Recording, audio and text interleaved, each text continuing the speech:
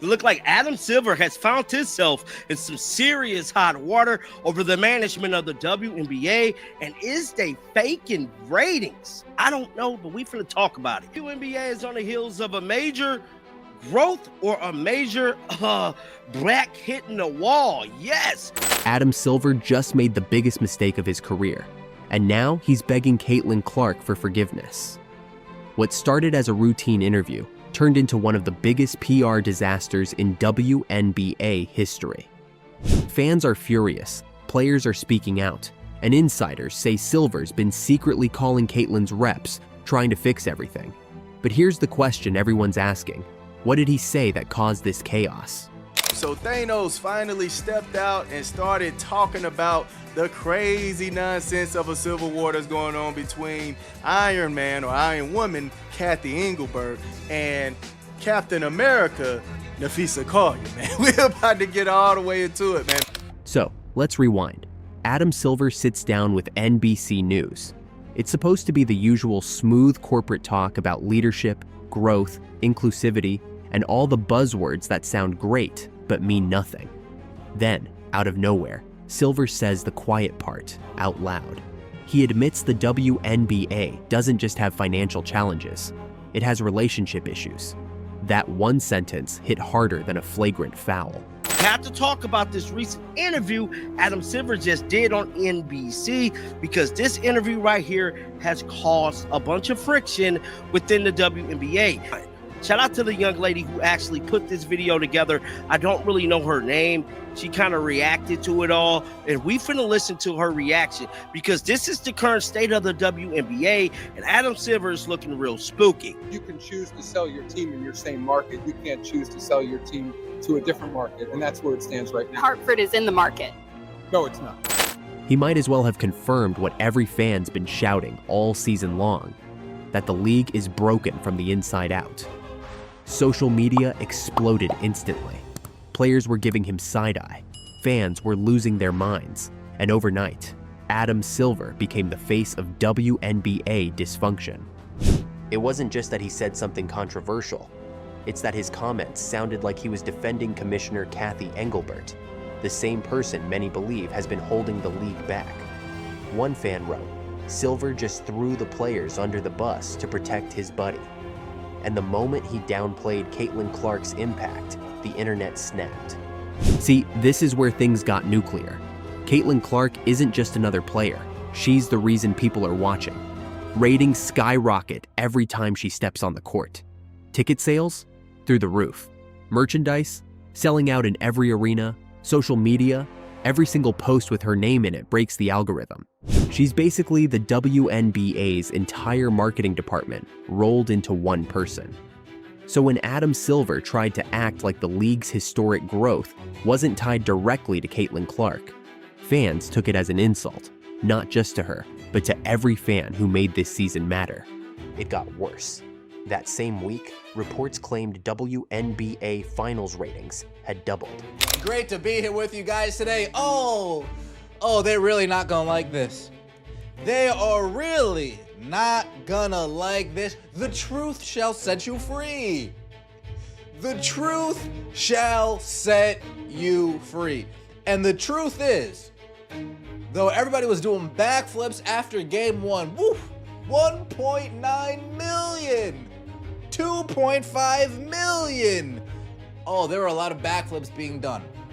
Now, instead of the backflips after game 2 and 3 ratings came out, instead of backflips, now they're just sneakily throwing some things in here to make it all appear like it's all roses and peaches. But instead, it's not roses and peaches at all. But here's the kicker. Nielsen had quietly changed how they count viewers. Suddenly, bars, airports, and even hotel TVs were included in the totals. So technically, yes, ratings went up, but only because the math changed. It's like saying you grew taller this year because you started wearing heels. So the WNBA, obviously everyone was talking about, record ratings and all of this stuff. And then we're gonna see a complete change in the numbers. So as you can see right here, this was a tweet from the Mike Allen Twitter account. Says here, Nielsen did not begin including out-of-home viewing in his estimates until 2020, and did not do so in 100% of markets until 2025. Says 2025 figures are Nielsen, Big Data Plus panel, and all prior years are panel only. So you've got Big Data Plus panel, everything prior to 2025. So as you can see, in 2020 to 2021, it had a big uptick. So I'd assume 2021, 2022 just had the out-of-home estimates. It was obviously doing okay when it was Minnesota Dynasty, then it dipped big time in 2018. And like being on ESPN News isn't ideal. Fans saw through it instantly. The comments section was brutal. They're faking success to pretend Caitlyn isn't carrying them. Without Clark, there is no WNBA. And that's when the hashtag started trending. Apologize to Caitlyn. WNBA fixed the mess. What Silver thought was a small PR move turned into a full-blown rebellion. Within hours, insiders started whispering that Adam Silver was in full-blown panic mode. His PR team was scrambling. The same commissioner who once looked untouchable was now begging to make peace with the one person who could destroy him with a single tweet.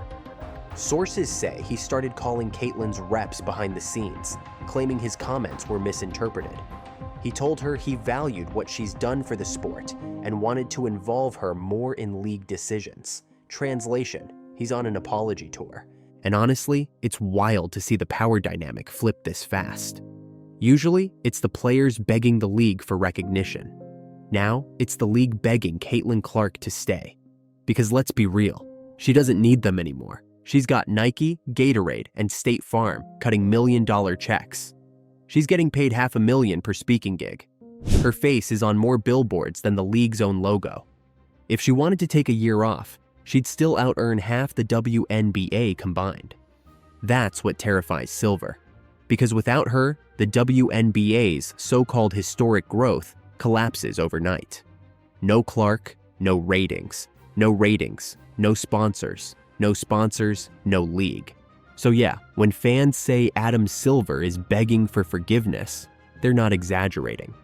Meanwhile, Caitlyn Clark hasn't said a single word, not a tweet, not a quote, nothing. And that silence, it's powerful. Because while Silver's out here doing damage control, Caitlyn's letting the world see who really runs the show. Players like Candace Parker have already exposed the league's leadership issues. Remember when she said, Adam Silver texted me more than my own commissioner? That one line basically confirmed what everyone suspected. The WNBA's top brass is disconnected from the people who actually make it work. Then you've got Nneka Ogwumike calling out leadership on national TV, Sophie Cunningham hinting at a lockout, and Sabrina Ionescu saying she has a better relationship with Silver than with Kathy Engelbert. The entire house of cards is shaking, and Caitlyn Clark doesn't have to lift a finger. Every time she stays silent, her value grows. Every time the league scrambles, her legend builds. Adam Silver's mistake wasn't just what he said, it's that he reminded the world who's really in charge. After the backlash, Silver tried to save face. He went on record praising Caitlyn, saying she's set the world on fire. But let's be honest, that wasn't admiration. That was fear. Because he knows if she ever decides she's done, the WNBA's ratings would vanish faster than a missed free throw. She's not just a player. She's the league's heartbeat, PR machine, and brand identity all in one. Think about it. When she got injured, ticket sales dropped, viewership fell, social engagement flatlined. The moment Caitlyn Clark steps off the court, the lights go dim. That's why Silver's apology feels so desperate. It's not about humility, it's about survival. So what happens now? Behind the scenes, reports say Silver's offering Caitlyn a bigger role in league marketing and player relations, basically trying to keep her involved so she doesn't walk away. But here's the truth. She doesn't need more meetings or PR titles. She already has what no one else in the WNBA can buy: influence. Caitlyn Clark can sell out arenas faster than any commissioner can organize a press conference. She's the face that turned a niche league into primetime television. And the irony? Adam Silver's apology might actually prove her dominance even more. Because when the most powerful man in basketball has to beg for forgiveness from a rookie, that's not just a headline, that's history. Adam Silver thought he could control the narrative. Instead, he handed the power to Caitlin Clark. His quiet apology behind closed doors might cool things for now, but the damage is done, and the world saw it happen in real time. So what do you think?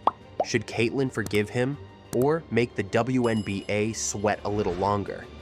If you're still watching, drop "Clark is the boss" in the comments. Let's see how many people agree.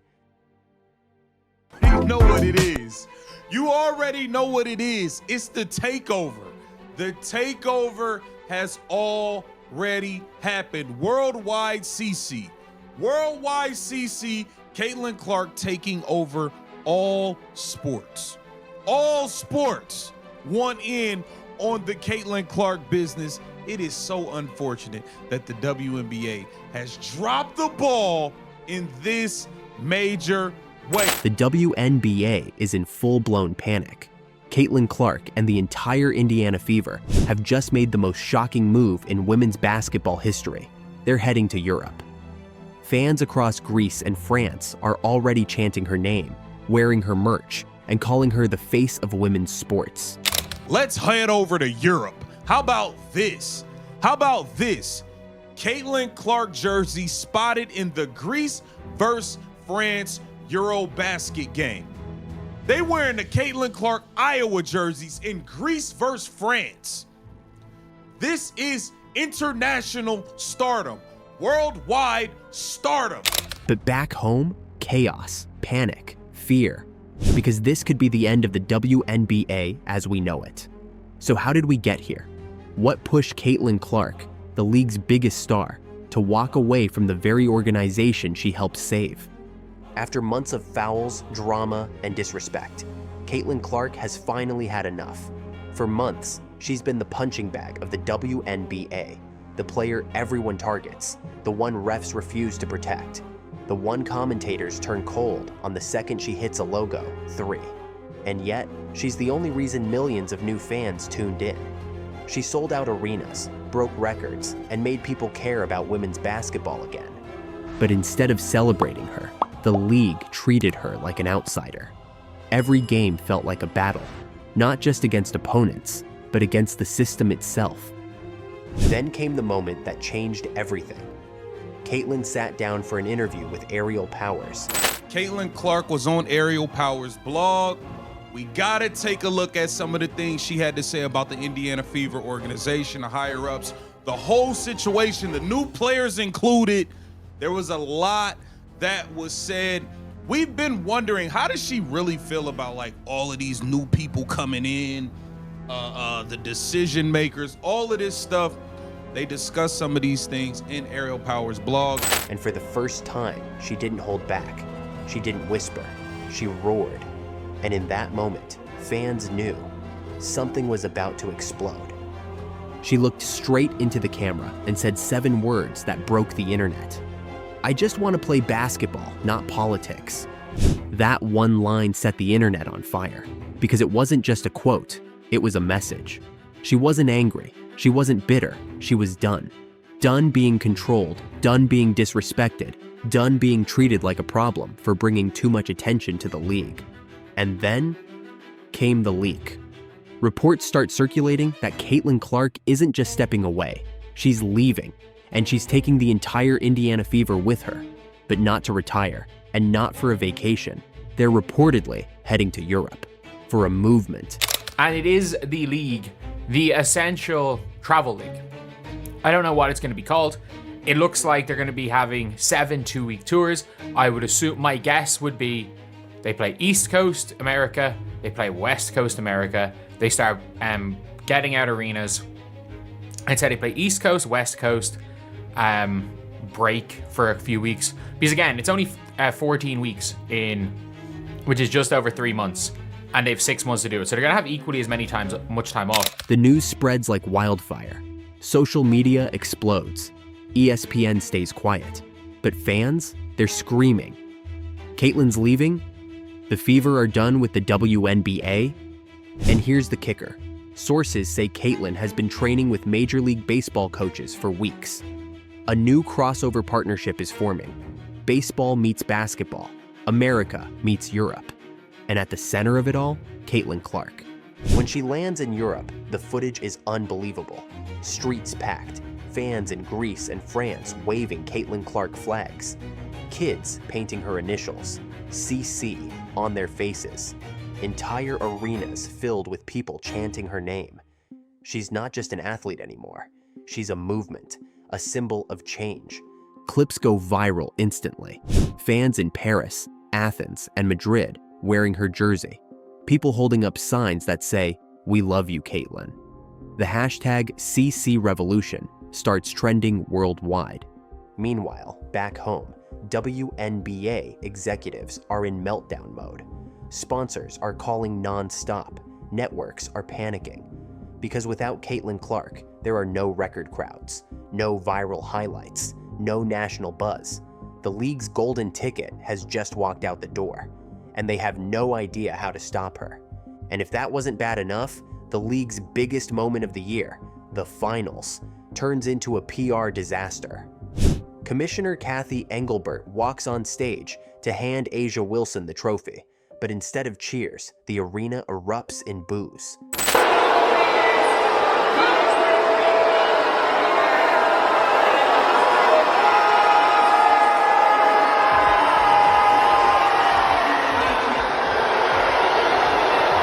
Fans weren't angry at A'ja. They were furious at the system, furious at how the league treated Caitlyn, furious that ESPN tried to blur the crowd reaction like no one would notice. But the internet noticed. Millions of people saw it, and they were not happy. Believe it or not, the chorus of boos last night were not directed at the Phoenix Mercury. For those that don't know, Phoenix lost last night to the Las Vegas Anonymous Faces. And congratulations to A'ja Wilson, who is now a 3-time WNBA champion. She is a 2-time winner of the Golden Toilet, and A'ja Wilson is now the inaugural winner of the Platinum Pooper. Then, Fever head coach Stephanie White breaks her silence, and her words hit harder than anything the WNBA expected. And the disrespect right now for our team has been pretty unbelievable. So it's disappointing, that it doesn't go both ways, or it hasn't gone both ways. But we also can't allow that to consume us, right? She says, the WNBA forgot who built this league, the players and the fans. That quote detonates online. Fans flood the comments. You didn't deserve her. You killed your own superstar. This league pushed her away.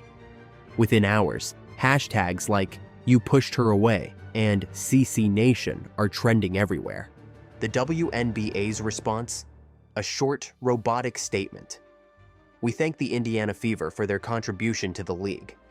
That's it. No emotion, no accountability, just words on paper.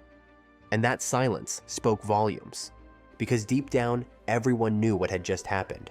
The league that needed Caitlyn Clark had lost her. Meanwhile, Caitlyn's dominance in Europe only grows. She's spotted courtside at Eurobasket games. European fans chant "CC, CC" every time her face flashes on the screen. Baseball teams invite her to throw ceremonial pitches. Kids across the continent wear her number. And the media can't get enough. Newspapers in Paris, Athens, and Madrid plaster her photo across their front pages. What started as a rebellion has turned into a revolution. Even MLB stars are calling her the face of sports. And honestly, they might be right. Caitlyn Clark didn't just leave basketball. She expanded it. She broke out of the WNBA's walls and took the sport global. She turned hate into history, disrespect into domination. And every moment of silence she endured, she turned into a roar heard around the world. Now she's on magazine covers. She's the headline in every major sports outlet. ESPN can try to downplay her story, but fans don't need the network anymore. They've got Caitlyn Clark Nation. Back in the States, WNBA attendance is already dipping. Ratings have taken a hit. And even longtime fans are saying they're done with the league. Because when you push away the player who saved your brand, don't be surprised when the fans follow her. Caitlyn's story isn't about leaving, it's about evolving. She's proving that greatness doesn't wait for permission. When doors close, she builds her own arena. When leagues turn their backs, she builds her own stage. And that's exactly what the WNBA failed to understand. They thought they could control her, but Caitlin Clark doesn't play by anyone's rules. She writes them. And as the world watches her rise, one question remains. Is this the end of the WNBA or the beginning of something legendary? If you stand with Caitlin Clark, drop CC Nation in the comments below. Smash that like button if you're proud of what she's building, and make sure you subscribe because Caitlyn's story is far from over. In fact, it's just beginning. But look at how long. 5-time, 7-time All-Star. She been in the league 7 years? Bro, how come ain't nobody know about Asia Wilson until Caitlyn got here? I'm just saying. If Asia Wilson was this damn good, this dynamic of a player, why come the viewership is the way it is? Now, why come we didn't know about Asia Wilson 7 years ago, 6 years ago, 5 years ago? Asia Wilson is furious. The EuroLeague just dropped a bombshell report claiming Caitlin Clark is worth 10 times more than any other WNBA player, and it's got the basketball world spinning. Sponsors overseas are calling Clark a billion-dollar engine for women's hoops, while the league's own MVP is left wondering how she got pushed to the sidelines. Clark's value isn't just shocking, it's humiliating for everyone who thought the WNBA was the top of the mountain. People comparing Asia Wilson to Bill Russell, and bro, if the Indiana Fever had Caitlin Clark, hell, not even Caitlin, had Kelsey Mitchell not got hurt, I believe the Indiana Fever would have beaten the Las Vegas Aces. Tell the whole story. Like, don't get up here trying to sit up here like this is a dynasty of a damn team and all this and that because they went on their little winning streak. I don't want to hear none of that shit. If the Fever was the Fever originally, the Las Vegas Aces would not have a championship. They stole this one. This is the last one they're going to get for a mighty long time. But how did a rookie from Iowa turn into a global cash machine? And why did it make Asia Wilson snap? The EuroLeague report didn't just compare salaries, it compared power. And when the numbers came out, it exposed a massive truth that the WNBA has been trying to hide for months. Caitlin Clark isn't just the most valuable rookie, she's the entire brand. While Asia Wilson dominates the court, Caitlin Clark dominates the world. Her name alone moves millions. Jersey sales, sponsorships, ticket prices, everything connected to Clark turns into money. TV ratings are up 300% since Caitlin Clark entered the league. Her games averaged 1.2 million viewers. Her return game peaked at 2.8 million viewers on ABC, one of the highest ever. This is in the middle of a random game in the season. She's featured nearly half of the most watched WNBA games, period. And I would argue that she brought a lot of attention to the league in and of itself, not just her. Clark is responsible for 26% of all WNBA economic activity. She's expected to help drive $875 million to $1 billion in 2025 revenue. The Fever's franchise value jumped from $900 million to $340 million. Oh my God, they need to pay this girl. The report said her EuroLeague market value could exceed $10 million a year, with global brands lining up to attach their logos to her name. And that's when Asia Wilson lost it.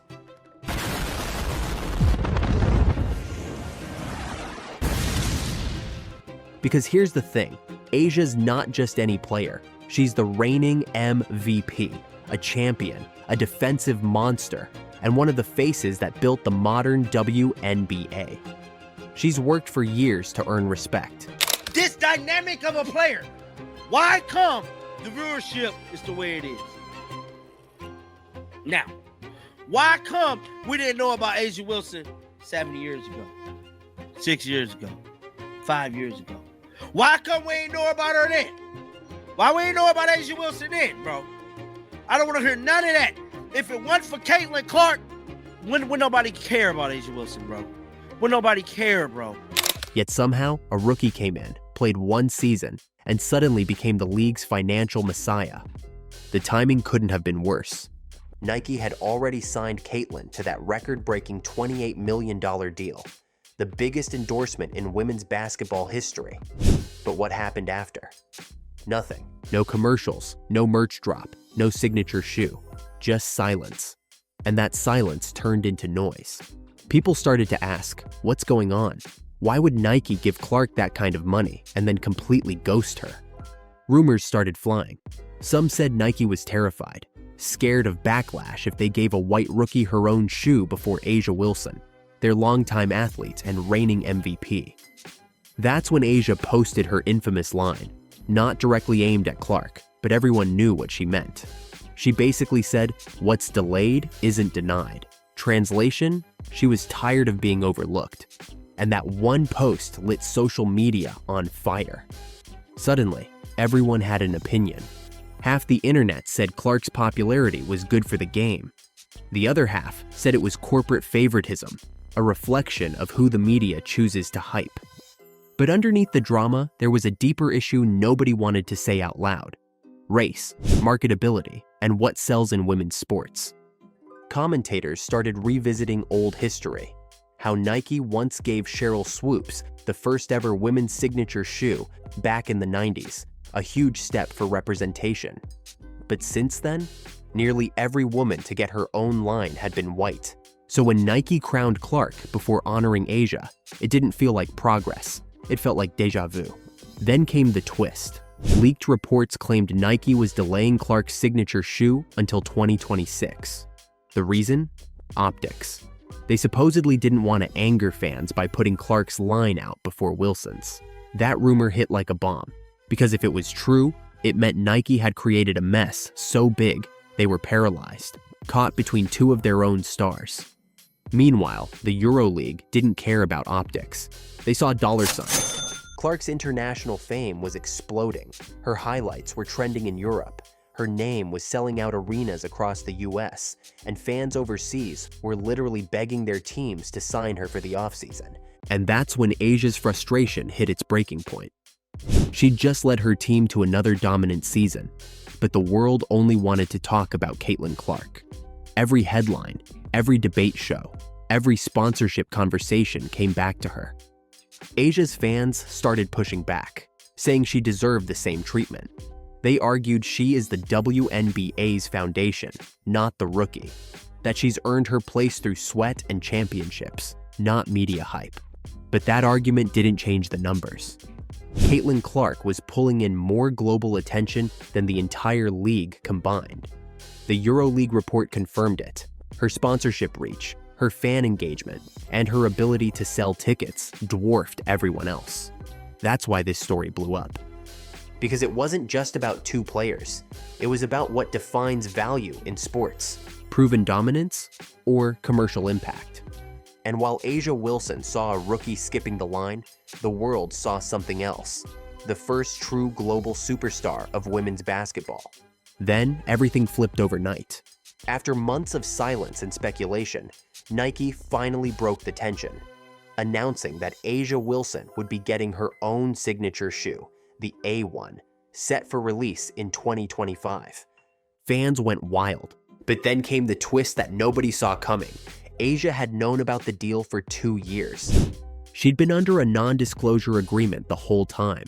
So while fans were out here fighting her battles on social media, defending her against Nike, and calling for justice, Asia already knew she had her own shoe in the works. That revelation changed everything. It meant the feud, the jealousy, the outrage, all of it had been amplified by rumor and timing. Nike wasn't ignoring her. They were playing the long game. But by then, it didn't matter. The world had already decided whose story they cared about: Caitlin Clark's. Because while Nike was quietly handling contracts, Clark was actively rewriting history. She wasn't just selling jerseys. She was selling out entire NBA arenas. Every game she touched turned into a national event. Broadcasters couldn't stop talking about her. Overseas leagues started calling, And the EuroLeague, the same one that called her a $10 million player, is reportedly ready to make a move to bring her across the ocean. So when Asia's shoe deal finally became public, it didn't land like a victory. It felt like a consolation prize. Because no matter what Nike or the WNBA did next, the narrative was already set. Caitlin Clark isn't chasing anyone. The world is chasing her. And that's the part that stings. Because for Asia, this was never about money. It was about respect. She'd built her career. About to get messy.